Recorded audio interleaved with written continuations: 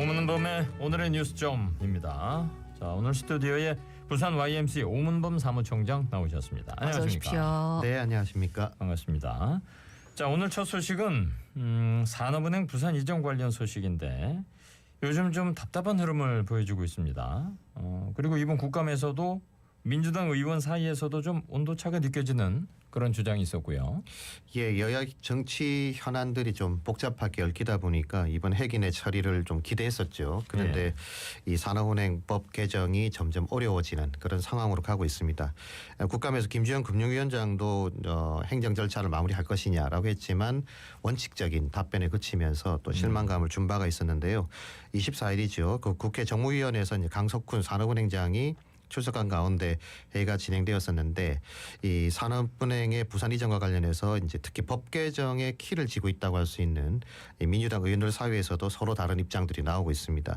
그래서 좀 더 혼란스러운 모습도 보이고 있는데요. 일단 부산이 지역구인 박재호 의원 같은 경우에는 국가 균형 발전을 위해서라도 즉각적인 산업은행법 개정을 해야 된다 이렇게 촉구를 했습니다만 또 수도권이라든지 호남권 지역 의원들 같은 경우에 서울에 그대로 둬야 된다든지 또 심지어는 전라북도에 있는 전주로 옮겨야 된다 이런 조금 황당한 그런 주장도 지금 나오고 있는 상황입니다. 이제 뭐 산업은행이 있는 지역구의 수도권 의원들 뭐 그렇다 치더라도 이제 비수도권 의원들 같은 경우에는 뭐 공공기관 주관 이전이라든지 아니면 균형 발전 차원에서 서로 이제 좀 힘을 모아야 될 상황인데 이렇게 뭐 억지를 부리고 목리를 부리는 모습이 좀 좋아 보이진 않네. 일단 뭐 총선을 불과 6개월 정도 앞두고 있으니까요. 이제 아마 표심과 관련돼 있는 일들은 아마 다 할 겁니다. 다 할 거라서 그런 부분들을 좀 넓게 이해를 한다선 치더라도 그래서 뭐 수도권 의원들의 그 뭐 이전 불가 이런 부분들은 또 수도권은 더 치열하니까 좀 이해를 할 수도 있는데 특히 이제 비수도권 의원 특히 이제 호남권 의원들 같은 경우에 이제 전주의 제3 금융 중심지 지정과 함께 끊임없이 이제 산업은행이라든지 또 국책은행 이런 지방 이전에 대해서 같이 힘을 모아도 될까 말까 하는 상황인데요. 이제 그렇지 못한 반대되는 주장을 하고 있는 모습을 볼 때마다 좀 안타까운 생각도 듭니다. 지금은 사실 모든 지방에 골고루 다 잘 살면 가장 좋겠지만 그렇게 하기엔 좀 어렵지 않습니까? 네네. 그러다 보니까 지역별로 강점을 가진 분야라든지 또 산업이 있다고 했을 경우에 그 부분을 뒷받침할 수 있는 정책을 유도하든지 아니면 공공기관의 어떤 추가 이전을 통해서 유치를 좀 해야 되는데 이 금융 중심지만 놓고 보더라도 부산이 굉장히 오랜 기간 동안 노력을 하고는 있습니다만 사실 서울에 비해서 이제 턱없이 여러 가지 여건이나 경쟁력에서 좀 밀리는 부분도 있는 거고. 근데 지금 와서 만약에 전주가 산업은행을 차라리 예를 들어 전주로 옮겨라 이렇게 한다 하더라도 이 제3 금융심지가 경쟁력을 갖추려면 도대체 얼마나 많은 시간이 걸리겠습니까? 그래서 이제 그런 걸 담보할 수 없다고 봤을 때 그런 부분들을 기억하고 그냥 생각나니까 얘기하고 지역구에 해당되는 걸 얘기하는 이런 수준의 발언들은 좀 멈춰야 되지 않나 이렇게 볼 수 있겠습니다. 어떻게 보면 우리가 사적인 모임에서 눈치 게임하는 그런 느낌도 들고 말이죠.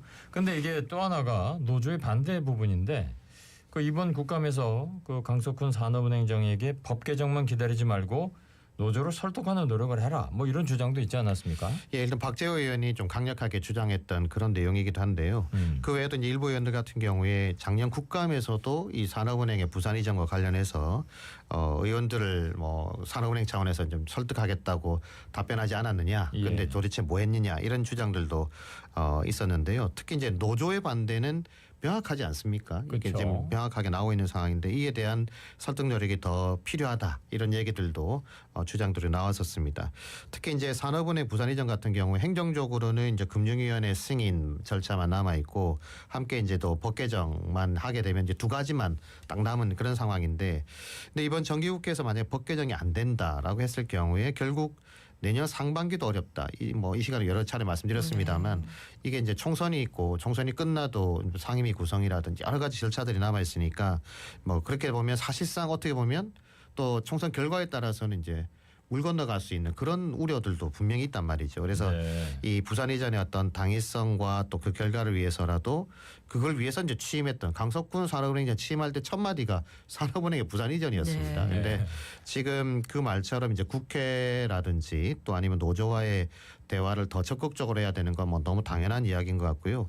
굉장히 기대가 컸습니다만 지금 답답한 상황이 이어지고 있는 그런 모습인데 일단 시민들도 이제 오는 거 아니야? 이렇게 지금 마음 놓기에는 굉장히 불안 요소들이 많다. 그래서 좀 더 관심과 연대가 좀 더 적극적으로 필요한 상황이라고 볼 수 있겠습니다. 예.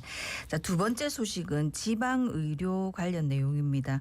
지방의 의료 인력을 확보하기 위해서 추진 중인 지방 의대 증원 또 지방 의료 수가 인상이 지역 필수 의료 인력 확보의 답이 아니다 하는 주장이 나오고 있다고요. 예, 일단 국회 교육위원회에 있는 민주당 서동영 의원이 밝힌 내용인데요. 일단 지역 사립의대의 수도권 부속병원 또 협력병원 이런 것들을 통해서 지방 의료 인력의 수도권 유지를 심각하다 이런 주장을 했습니다. 네. 쉽게 말하면 지역 의대에 이제 정원을 뭐 증원 배치를 한다 하더라도 이들 대학병원에 이제 수도권에 있는 병원이 있고 또 이제 협력병원이 지정되면 그 루트를 통해서 이제 지방 의료 인력이라고 생각했던 인력들이 수도권으로 다 유출된다 이런 내용인데요.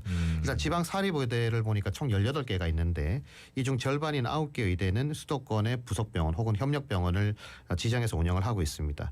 부산권의 인제대도 이제 백병원이 서울에도 있지 않습니까? 예. 이제 그런 경우인데 비율을 보니까 춘천 한림대 같은 경우는 2021년 기준으로 졸업생의 79.5%가 수도권으로 이제 취직을 했고 또 울산대 같은 경우에도 76.3%. 또 충청권에 있는 순천향대도 75.9%가 수도권 취직했으니까 거의 이런 비율이라 보면 4분의 3은 다 서울로 간다. 네. 수도권으로 간다. 이렇게 봐야 되겠죠. 그렇다면은 그 지방의대 정원을 늘려도 네. 결국에는 다 수도권으로 돌아간단 말이니까 이건 별 효과가 없다. 뭐 그런 말인가요?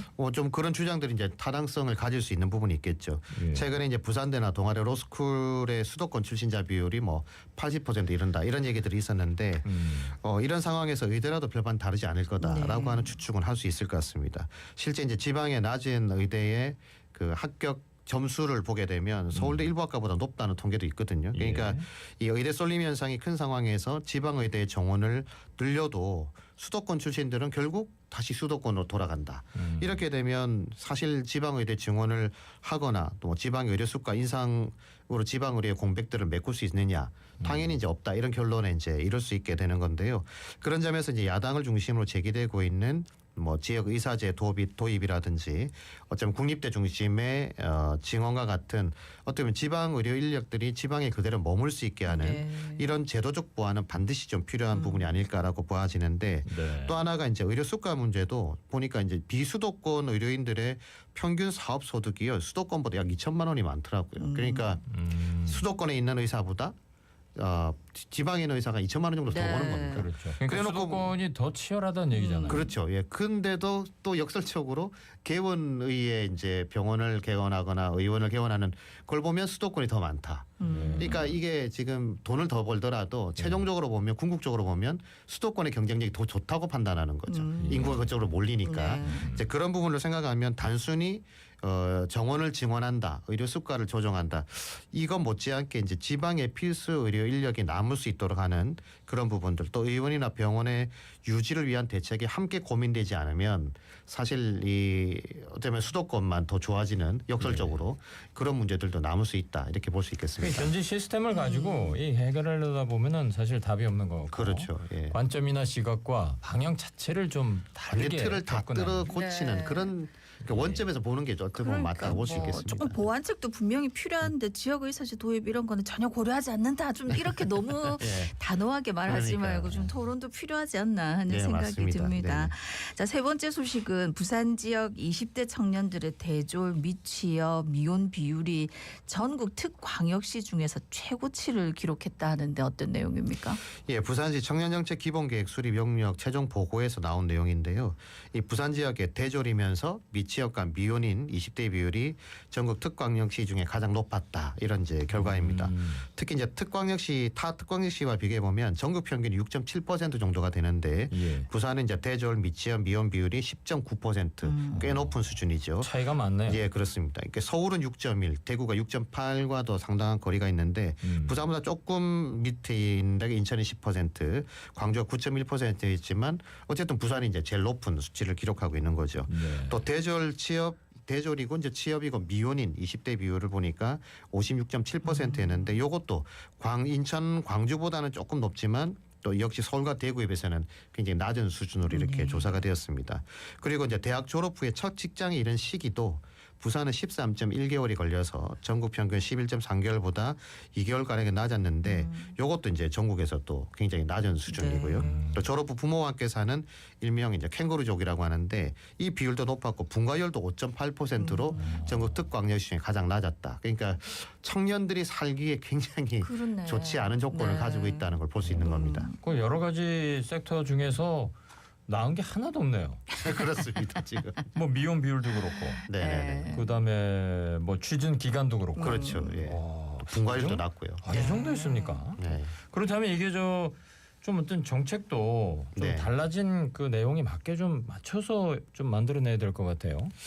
또 하나 보니까요. 청년의 기준도 좀 다르더라고요. 네. 이게 지자체마다 좀 상황에 따라 다르게 분류를 하고 있는데 예. 서울과 경남은 19세에서 39세로 이제 청년을 규정하고 있고 전남은 18세에서 45세로 보는 반면에 부산은 18세에서 34세.